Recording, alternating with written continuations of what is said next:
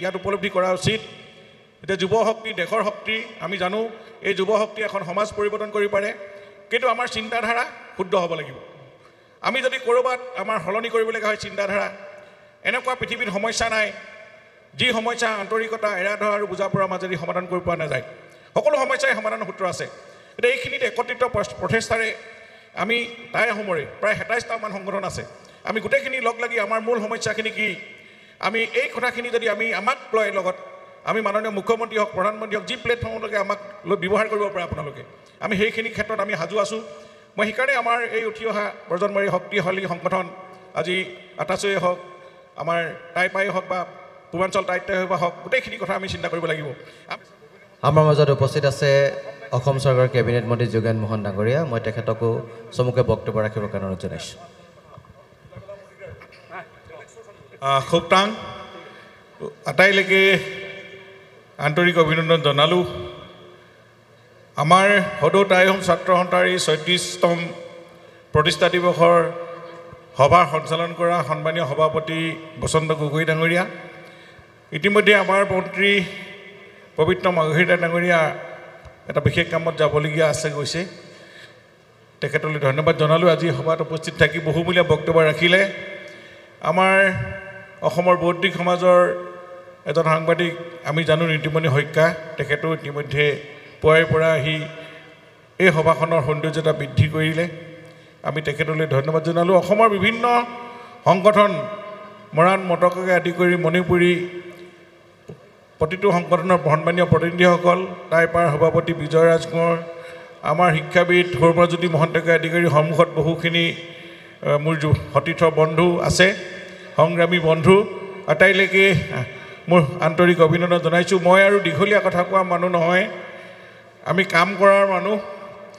আৰু এতিয়া বিজ্ঞান প্ৰযুক্তিবিদ্যাৰ যুগ।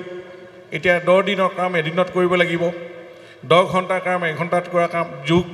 গতিকে আমি এতিয়া সকলোৱে মিলি এটা জাতীয় সংগঠন, এটা জনগোষ্ঠীয় সংগঠনটোৰ মূল লক্ষ্যই হৈছে সেই জনগোষ্ঠীৰ যিখিনি সমস্যা, ভাষা সংস্কৃতিকে আদি কৰি পৰম্পৰা ঐতিহ্য গোটেইখিনি বজাই ৰখা। আৰু মই ভাবোঁ যে প্ৰতিটো জাতীয় সংগঠনেই জনগোষ্ঠীয় সংগঠনেই এইখিনি ক্ষেত্ৰত প্ৰথমে আত্মনিয়োগ কৰি বাকী গোটেই অসমখনৰ লগত আজি অসমীয়া জাতি গঠনৰ আজি স্বৰ্গদেউ চাওলুং চুকাফাই যেনেকৈ যি বাৰ্তা দি গ'ল, সেই বাৰ্তাৰে আমি জাতি গঠন কৰিব লাগিব। কিন্তু আমি এইটো কথাও আমি আজি ইয়াত উপলব্ধি কৰা উচিত। এতিয়া যুৱ শক্তি দেশৰ শক্তি। আমি জানো এই যুৱ শক্তি এখন সমাজ পৰিৱৰ্তন কৰিব পাৰে, কিন্তু আমাৰ চিন্তাধাৰা শুদ্ধ হ'ব লাগিব। আমি যদি ক'ৰবাত আমাৰ সলনি কৰিবলগীয়া হয় চিন্তাধাৰা, এনেকুৱা পৃথিৱীত সমস্যা নাই যি সমস্যা আন্তৰিকতা এৰা ধৰা আৰু বুজা পৰাৰ মাজেদি সমাধান কৰিব পৰা নাযায়। সকলো সমস্যাই সমাধানৰ সূত্ৰ আছে।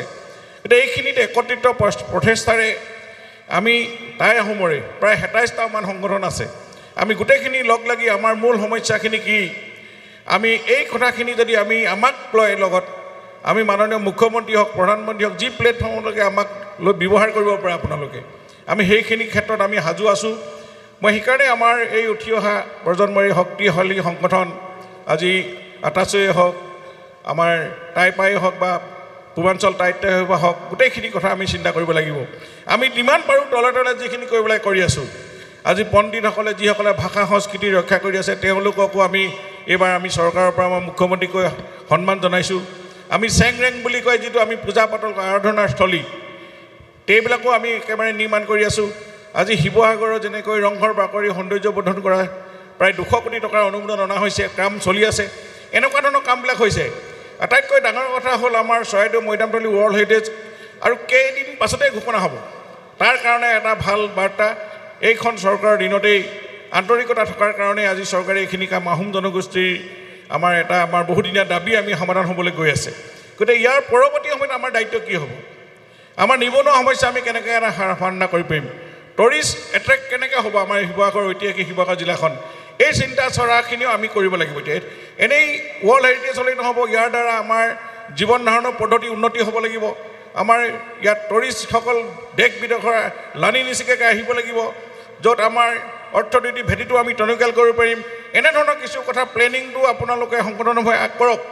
তাৰপিছত আমি এইখিনি যাতে আমাৰ মানুহৰ দ্বাৰা আমি এইখিনি কৰিব পাৰোঁ তেতিয়াহে আমি প্ৰকৃত আমি ৱৰ্ল্ড হেৰিটেজ পোৱা প্ৰকৃত আমি এই ৰংঘৰ বাকৰি নিৰ্মাণ হোৱা এইখিনি কাম আমি ৰাইজৰ আগত আমি এইখিনি কথা আমি দেখুৱাব পাৰিম গতিকে এনেকুৱা ধৰণৰ কথাবিলাকে আমাৰ মূল সংগঠনৰ দায়িত্বত থকা বুদ্ধি সমাজ সকলোৱে আমি এইখিনি চিন্তা কৰিব লাগিব মই ৰাজদীপ বাইলং বৰুৱাৰ লগতো আমি এই কথা পাতিছোঁ অৰুণ গগৈ আছেই আমি এই পজিটিভ কথাবিলাক অলপ চিন্তা কৰি ৰাজনীতিয়ে থাকিব এইবিলাক বেলেগ কথাই আমি এনেকুৱা প্লেটফৰ্মত আমি সকলোৱে এক হ'ব লাগিব আমাৰ আহোম ৰাজত্ব কিয় শেষ হ'ল ঘৰুৱা দ্বন্দ্ব এই সকলো এই কথাটো বাইলঙে ধুনীয়াকৈ কৈ গৈছে গতিকে এইখিনি কথাত আমি সকলোৱে চিন্তা কৰিব লাগিব আমি এৰা ধৰা বুজা পৰা এই একত্ৰিত প্ৰচেষ্টাৰে আমি জাতিটো গঠন কৰিম আহোমে নেতৃত্ব ল'ব লাগিব তেতিয়াহে আজি আহোমে নেতৃত্ব ল'ব আৰু যেতিয়াহে আমি অসমীয়া জাতি গঠন মই গৌৰৱী আহোম মানে মই গৌৰৱী অসমীয়া মই গৌৰৱী ভাৰত মই গৌৰৱী মৰাণ মানে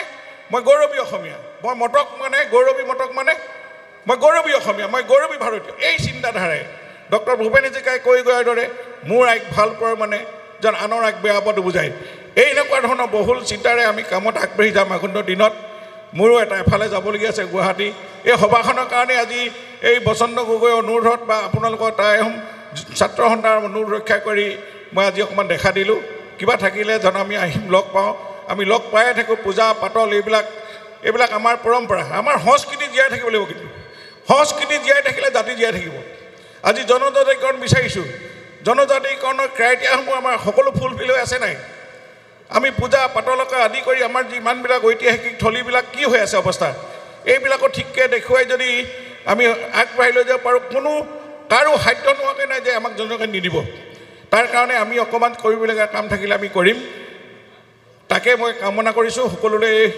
প্ৰতিষ্ঠা দিৱসৰ দিনা আমি সকলোৱে এই ঐতিহাসিক এখন শিৱসাগৰ জিলা বুৰঞ্জী প্ৰসিদ্ধ আমাৰ সন্মুখত শিৱদৌলৰ প্ৰাংগণত আমি শপত ল'ব লাগিব যে আমি জাতিৰ কাৰণে কাম কৰি দেশৰ কাৰণে কাম কৰিম সমাজৰ কাৰণে কাম কৰিম আৰু আমাৰ এই গৌৰৱ উজ্জ্বল আমাৰ ইতিহাসক সোঁৱৰি আমি সকলো আগবাঢ়ি যাম ইয়াকে কামনা কৰি মই সকলোকে পুনৰ খুব ডাঙৰ মোৰ দুআষাৰ ইমান এটা সামৰণি ধৰিলোঁ ধন্যবাদ জয় অসম ককাইদেউক বহুত বহুত ধন্যবাদ জ্ঞাপন কৰিছোঁ আৰু 20 মিনিটমানৰ ভিতৰত আমি সভাখন সামৰণি মাৰিম